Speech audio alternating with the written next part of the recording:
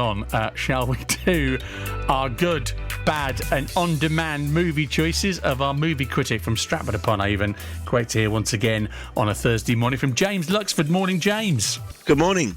Thanks for coming on this morning. You were a topic of conversation in our house the other night.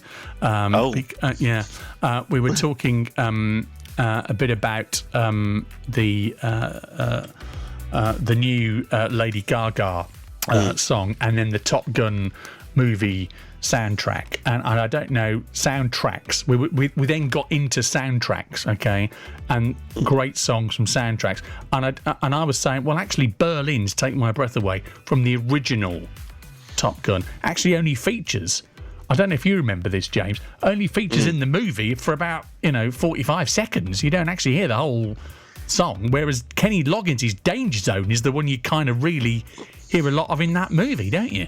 Yes, it's one that's also used in the new Top Gun Maverick as well. I think they had a little sort of sting of it during the sort of warm up. But yes, I think that was "Take My Breath Away" was the sort of the chart hit, as it were. But I think "Danger Zone" is the one that sort of stood the test of time, I suppose, and is most associated with the film. Yeah. It's interesting that I knew you'd know.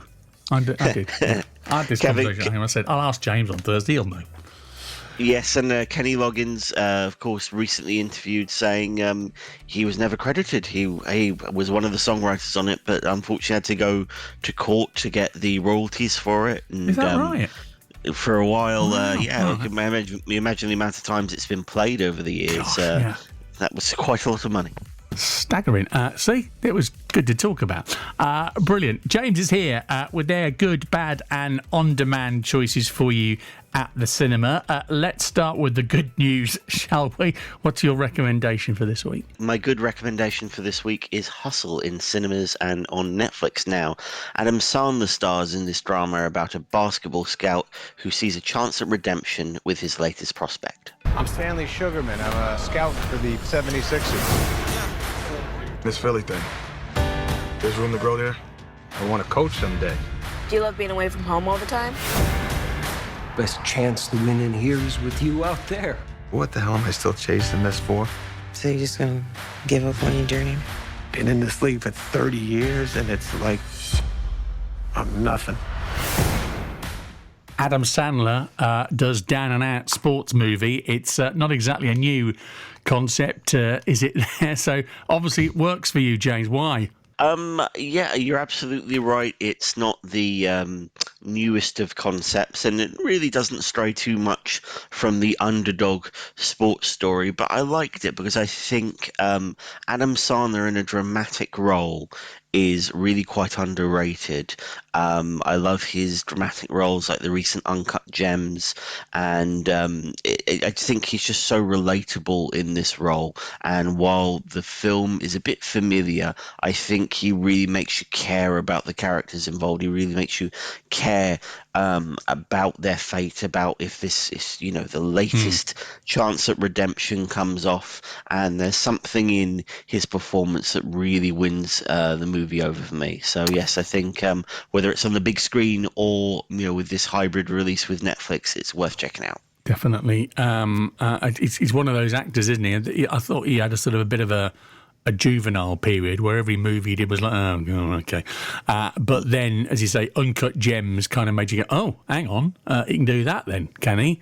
Yes, you're so right. Hustle in cinemas and, as you say, on Netflix as well. Are we going to see more of this, Jane? Sort of dual releases, do you think? I think so, certainly with lower budget films and maybe sort of the Oscar race. Of course, Coda winning Best Picture this year at the Oscars was a hybrid release. It was in cinemas and on Apple TV+. It's just a bit of a safer bet, I suppose. I think with Netflix releasing movies solely on the streaming platform, that's proved quite an expensive endeavor, and as we've seen in recent times, are in sort of having to tighten the belt a little bit. And so maybe a bit of a hybrid release gives people the option to see the movies that are a little bit more riskier on the big screen or at home if they choose to do so. Adam Sandler's Hustle, James's good recommendation for you, a one to watch in cinemas and on Netflix this weekend, which brings us to the bad. This is the one you're saying we should really give a bit of a wide berth to. Yes, I'm going to disappoint a few people, I think, with this. The bad is Jurassic World Dominion in cinemas Friday.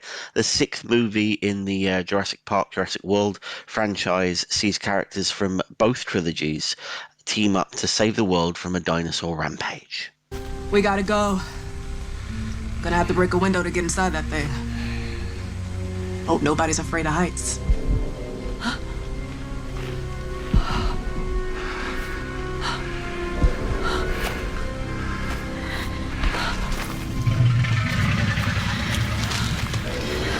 Don't move. That's a great clip, isn't it? You just hear that rumble of a dinosaur. And you don't even need to see the pictures for that. That's great sound. So what's so bad about it? I was just very disappointed by it. I think it was too long. I think the various storylines lead the film a bit all over the place. It's a shame because I think it brings back together the stars from the original movies, Sam Neill, Laura Dern, and of course Jeff Goldblum, which is great to see, but it's a case of one sequel too far, I think.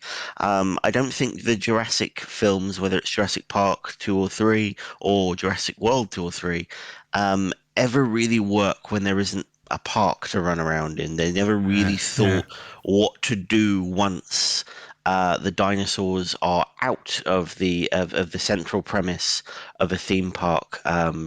Run with dinosaurs, and it's the same here. It's we've seen it so many times with things like the Terminator movies. They try to find a new way of spinning it, but it just feels a little bit tired. So unless you are an absolute super fan, I'm not sure this is going to be anything other than disappointing. Okay. Jurassic World Dominion opens in cinemas across Coventry and Warwickshire from tomorrow. To your on-demand choice, then, something we can maybe watch on our streaming services at home. What are we going for here? On demand and on DVD now, it's Licorice Pizza, a comedy drama about a young man growing up and falling in love in California in the 1970s. Yeah. Do you know who my girlfriend is? Barbara Streisand? Barbara Streisand. Sand. Sand, yeah, like sands. Like the ocean, like beaches. Barbara Streisand? No, like Streisand. Sand. But the film is a sad thing for. This is fate that brought us together. But she's lived it 10 times or more. Our roads took us here. She could spit in the eyes of fools. You're not my director. They ask her to Great bit of music in there as well from the 1970s. Good opportunity to go a bit retro with that. Absolutely, I really like this. It's directed by Paul Thomas Anderson, who made Magnolia, There Will Be Blood, so many great movies, and this really stands up alongside them. I think it just feels very authentic for the time, and it gives us a new star in Cooper Hoffman, who is the son of the late Philip Seymour Hoffman, who starred in many of Paul Thomas Anderson's earlier films like Magnolia and Boogie Nights. Very nostalgic casting there, and he really does the family proud. Very enjoyable if you love 70s and the movies from that era. Definitely check it out. Good stuff. Want to talk biographies with you very soon, because I notice there's a flux of them coming out very soon indeed. We've obviously, we saw what Bohemian Rhapsody did, we saw what Rocket Man did, but I see Madonna's got one. There's one about Elvis Presley coming out soon. These will be on your radar, I guess, James, in the coming weeks and months for the summer. Yes, and I believe in Christmas one about Whitney Houston is coming as well. It's just familiarity. I think what works in the cinema at the moment is things that people know. I mean, it's no coincidence. We've got Top Gun, we've got Jurassic World, we've got the Marvel franchise, of course, doing great numbers still.